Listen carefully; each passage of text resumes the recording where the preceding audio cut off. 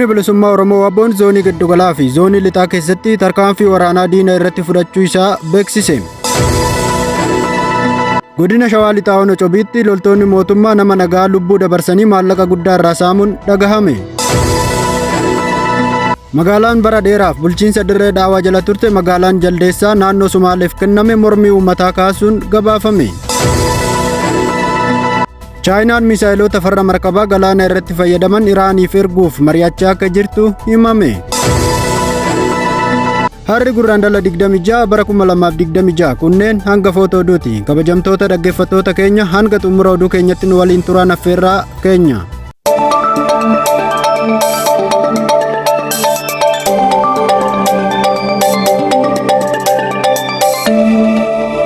Humni bilisummaa Oromoo Waboon zoonii Giddugalaa fi zoonii Lixaa keessatti tarkaanfii waraanaa diina irratti fudhachuu isaa beeksise.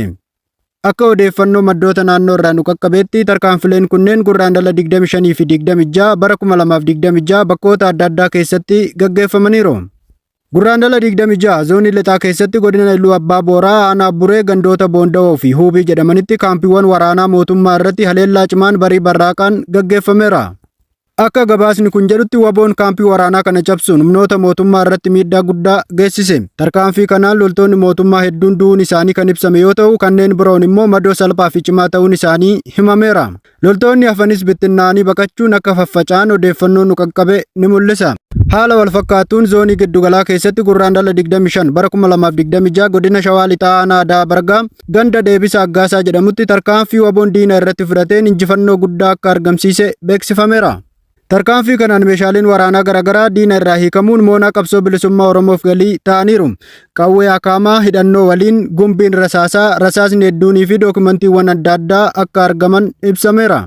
Dabalataanis godina Shawaa Lixaa aanaa Abunaa Gindabarat keessatti tarkaanfiin humna mootummaa irratti fudhatame miidhaa cimaa geessisuu fi Waboon injifannoo argamsiisuun isaa himame. Tarkaanfii kana keessatti milishoonni uummata hiraarsaa turan lama maqaan isaanii Galaanaa Dibaabaa fi Tasfaayee jedhaman du'uun isaanii gabaafameera. Zoonuma kana lixa shaggar aanaalee akka Dirree Hincinnii fi Tokkee Kuttaa'ee keessatti tarkaanfii laalessaan diina irratti fudhatamuu isaa Waboon zoonii Giddugalaa beeksiseera. Haleellaa kanaanis loltoota mootummaa irratti miidhaa guddaan akka ga'ee fi Waboon injifannoowwan adda addaa akka argate ibsame. Gama meeshaalee waraanaatiin qawwee akaamaa, kaazinaan, rasaasni akaamaan hedduun dhodhootuuwwan akka F1 fi kanneen biroo diina irraa hiikamuun dantaa qabsoo bilisummaa Oromoof ooluun himameera. Haal kanaan injifannoon kun uummata Oromoo biratti gammachuu guddaa uume. Qabsoon bilisummaa Oromoo hanga mirgi hiree murteeffannaa uummata Oromoo guutummaatti mirkanaa'utti kan itti fufu ta'uu isaa Waboon dhaamsa isaa dabarseera. Kaayyoon qabsoo kun mirga siyaasaa, diinagdee fi hawaasummaa uummanni ofiin of bulchuu danda'u mirkaneessuu akka ta'es ibsame. Injifannoowwan argamaa jiran kun mootummaa irratti dhiibbaa uumuun sagaleen uummata Oromoo akka dhaga'amuuf shoora olaanaa qabu. Dabalataanis tarkaanfii jabaan itti fufa jechuun yaadni jajjabinaa kennameera. Godina Shawaa Lixaa aanaa Cobii ganda Diggoo jedhamutti Gurraandhala 24 bara 2026 namni nagaa tokko rasaasa loltoota mootummaan rukutamee ajjeefamuu isaa odeeffannoo naannoo irraa argame ni mul'isa. Namni lubbuu isaa dhabe kun obbo Dhugaasaa Bahii Bushii jedhama. Obbo Dhugaasaan qote bulaa hojii isaa irratti bobba'ee jiraatu yoo ta'u, akka jiraattonni naannichaa himanitti yakka kamiyyuu kan hin qabne nama nagaa hawaasa keessatti beekamaa fi kabajamaa ture. Obbo Dhugaasaan mana jireenyaa ijaarrachuuf karoorfatee sangoota isaa gurguruun maallaqa qarshii 100,000 fi 60,000 walitti qabatee ture. Ta'us loltoonni mootummaa daandii irratti eeggatanii rasaasaan rukutanii lubbuu isaa dabarsan. Erga ajjechaa kana raawwatanii booda maallaqa inni mana ijaarrachuuf qopheeffate sanas irraa fudhatanii deemuun isaanii ibsame. Taateen suukaneessaan kun maatii fi firoota isaanii keessatti gadda guddaa uumeera. Haati manaa, ijoollee fi namoonni isa irratti hirkatan haala hamaa keessatti hambifamuu isaanii jiraattonni naannichaa ni dubbatu. Akkasumas uummata ganda Diggoo fi naannolee ollaa keessatti sodaa fi rifaatuun babal'achuun isaa odeeffannoon ni mul'isa. Jiraattonni naannichaa akka jedhanitti ajjechaan lammiilee nagaa irratti raawwatamu kun dhaabbachuu qaba jechuun mootummaa balaaleffachaa jiru. Dhugaan ajjechaa kanaa akka ifa baatu, maatiin miidhame haqaan akka tajaajilamu, akkasumas lammiileen nagaa nageenya isaanii akka mirkaneeffatan gaaffiin uummataa cimee itti fufeera. Ajjechaan qote bulaa hojii isaatiin of bulchu yakka tokko kan hin qabne irratti raawwatame kun seenaa gaddisiisaa fi yaaddessaa ta'ee galmaa'eera. Nageenyi lammiilee akka eegamuu fi mirgi namoomaa akka kabajamuuf uummanni irra deddeebiin gaaffii guddaa kaasaniiru. Magaalaan bara dheeraaf bulchiinsa Dirree Dhaawaa jala turte magaalaan Jaldeessaa naannoo Sumaaleef kenname mormii uummataa kaasuun dhaga'ame. Gosa afran qalloo Keessattuu Gosoololeedhaatti magaalaan seenaadhaan ati qabdu gaafa namni maqaa jijjiiru mormuun teenyuti teeti. Magaalaan Jaldeessaa seenaa dheeraa fi gaddisiisaa of keessaa qabdi. Yeroo weerara mootummaa Somaaliyaa keessatti poolisoonni Oromoo fi hawaasni naannichaa walii isaanii cinaa dhaabbatanii of eeguuf yaalii taasisaa turan. Ta'us humni waraanaa Somaaliyaa yeroo sana taankii Ziyaad Barree fayyadamuun haleellaa cimaa gaggeesseen poolisoonnii fi hawaasa Oromoo dabalatee iddoo sana kan turan hedduun lubbuu isaanii dhabaniiru. Gochi mootummaa sanaan raawwatame seenaa magaalittii keessatti seenaa guddaa fi yaadannoo hin dagatamne ta'ee jira. Yeroo ammaa magaalaan Jaldeessaa murtii bulchiinsa magaalaa Dirree Daawwaa obbo Kadir Jawaariin Sumaaleef kennamtee maqaan ishee guutumaan guutuutti akka jijjiiramuu fi maqaa Sumaaliffaan akka waamamu murtaa'eera. Murtiin kun uummata Oromoo biratti mormii guddaa kakaaseen jiraattonnii fi qaamoleen hawaasaa adda addaa maqaan seenaa fi wareegama uummataatiin wal qabatu akka hin jijjiiramne gaafachaa jiru.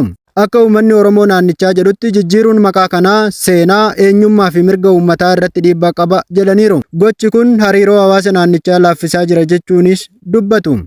Uummanni Oromoo bakkeewwan garaagaraatti yaada isaanii ibsachuun mootummaa naannoo fi bulchiinsa magaalaa irraa furmaanni waaraan hatattamaan akka kennamu gaafachaa jiru. Chaayinaan misaayilota farra markabaa galaana irratti fayyadaman kan saffisa olaanaa qaban Iraaniif erguuf mari'achaa akka jirtu himame. Meeshaaleen waraanaa kunneen CM302 jedhamuun kan beekaman yoo ta'u, maatii misaayilotaa YJ-12 irraa kan horatamanidha. Dhaabbata oomisha meeshaa waraanaa mootummaa Chaayinaatiin kan hojjetaman ta'uunis ibsameera.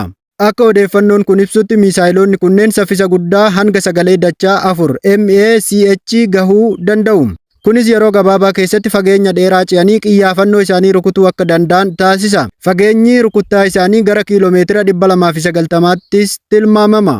Amalli meeshaa kanaa inni guddaan immoo tooftaa balalii Sea Scamming jedhamuun galaana irraa gadi fageenya xiqqoodhaan balali'uu isaaniiti. Tooftaan kun raadaara jalaa akka of dhoksan taasisa. Kana malees yeroo gara xiyyaafannoo isaanii dhiyaatanitti sochii fincaan sangaa yookaan zigzaaqii gochuun sirna ittisa markabootaa burjaajessuu danda'u. Kanaafuu ittisa isaaniin rukutuu fi dhaabuun rakkisaa akka ta'u ogeeyyiin waraanaa ibsu. Hanga ammaatti misaayiloonni kunneen lola keessatti akka hin fayyadamne amanama.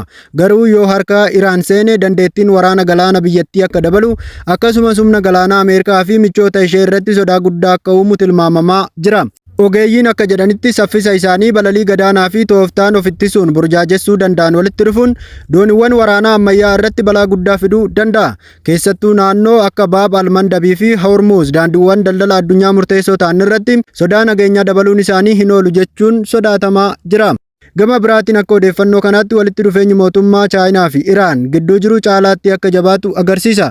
Kun immoo hariiroo isaanii fi biyyoota dhiyaa keessattuu Ameerikaa gidduu jiru irratti dhiibbaa siyaasaa fi waraanaa dabaluu danda'a. Kabajamtoota dhaggeeffattoota keenya oduun ammaaf qabnu kanuma. Waan nu dhaggeeffattaniif guddoo galatooma. Hanga qophii birootiin walitti deebinutti turtii gaarii qabaadhaa.